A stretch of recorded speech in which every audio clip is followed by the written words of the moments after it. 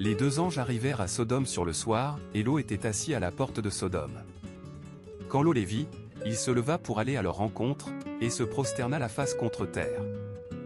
Puis il dit, « Voici, mes seigneurs, entrez, je vous prie, dans la maison de votre serviteur, et passez-y la nuit, lavez-vous les pieds, vous vous lèverez de bon matin, et vous poursuivrez votre route. » Ils répondirent, « Non, nous passerons la nuit dans la rue. » Mais il les pressa tellement qu'ils entrèrent chez lui.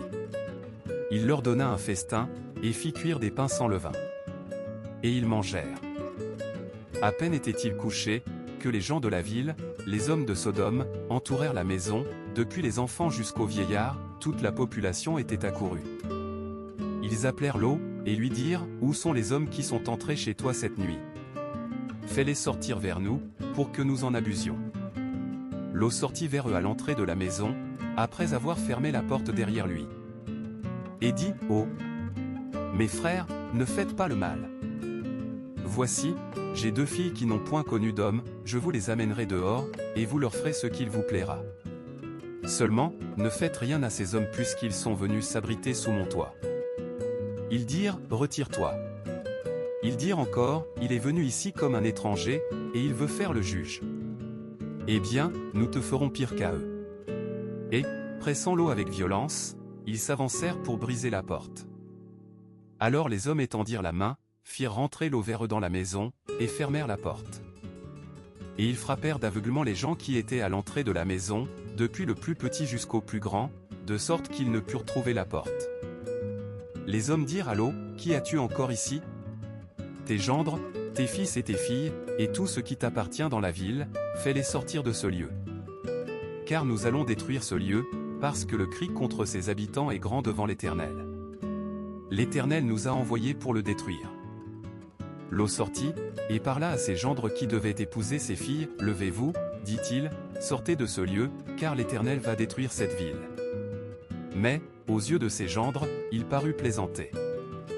Dès l'aube du jour, les anges insistèrent auprès de Lot, en disant, « Lève-toi, prends ta femme et tes deux filles qui se trouvent ici, de peur que tu ne périsses dans la ruine de la ville. » Et comme il hésitait, les hommes le prirent par la main, lui, sa femme et ses deux filles, car l'Éternel voulait l'épargner, ils l'emmenèrent, et le laissèrent hors de la ville. Après les avoir fait sortir, l'un d'eux dit, « Sauve ta vie, ne regarde pas derrière toi, et ne t'arrête nulle part dans la plaine, sauve-toi vers la montagne, de peur que tu ne périsses. » Lot leur dit, « Oh, non, Seigneur. Voici, ton serviteur a trouvé grâce à tes yeux, et tu as montré la grandeur de ta miséricorde à mon égard, en me conservant la vie, mais je ne puis me sauver à la montagne, de peur que le mal ne m'atteigne et que je ne meure. Voici, cette ville est proche pour que j'y fuie, et elle est petite. Oh, que je puisse m'y sauver, n'est-elle pas petite? Et mon âme vivra. » L'Éternel lui dit, « Voici, je t'accorde encore cette grâce et je ne détruirai pas la ville dont tu as parlé. À toi de t'échapper là, car je ne puis rien faire jusqu'à ce que tu y sois arrivé. » C'est pour cela que l'on a donné à cette ville le nom de Tsoar. Le soleil se levait sur la terre, lorsque Lot entra dans Tsoar. Alors l'Éternel fit pleuvoir du ciel sur Sodome et sur Gomorrhe du soufre et du feu, de par l'Éternel. Il détruisit ces villes, toute la plaine et tous les habitants des villes, et ceux qui croissaient sur la terre. La femme de Lot regarda en arrière, et elle devint une statue de sel.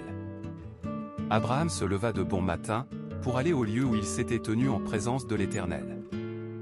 Il porta ses regards du côté de Sodome et de Gomorrhe, et de tout le pays de la plaine, et voici, la fumée de la terre montait comme la fumée d'une fournaise. Lorsque Dieu détruisit les villes de la plaine, il se souvint d'Abraham, et il fit échapper Lot du milieu du désastre, lorsque la ville où il habitait fut bouleversée. Lot quitta Tsoar pour habiter à la montagne, avec ses deux filles, car il craignait de rester à Tsoar. Il habita dans une caverne, lui et ses deux filles. L'aîné dit à la plus jeune, « Notre père est vieux, et il n'y a point d'homme dans le pays pour venir vers nous, selon l'usage de tous les pays. Viens, faisons boire du vin à notre père, et couchons avec lui, afin que nous conservions de notre père une postérité. » Elles firent donc boire du vin à leur père cette nuit-là. La première-née entra et coucha avec son père, il ne s'aperçut ni quand elle se coucha, ni quand elle se leva. Le lendemain, l'aîné dit à la plus jeune, « Voici, j'ai couché la nuit dernière avec mon père, faisons-lui boire du vin encore cette nuit, et va, couche avec lui, afin que nous conservions de notre père une postérité. Elles firent boire du vin à leur père encore cette nuit-là. La plus jeune se leva, et coucha avec lui, il ne s'aperçut ni quand elle se coucha, ni quand elle se leva. Les deux filles de Lot devinrent enceintes de leur père. L'aînée enfanta un fils, et l'appela du nom de Moab, c'est l'ancêtre des Moabites, jusqu'à ce jour.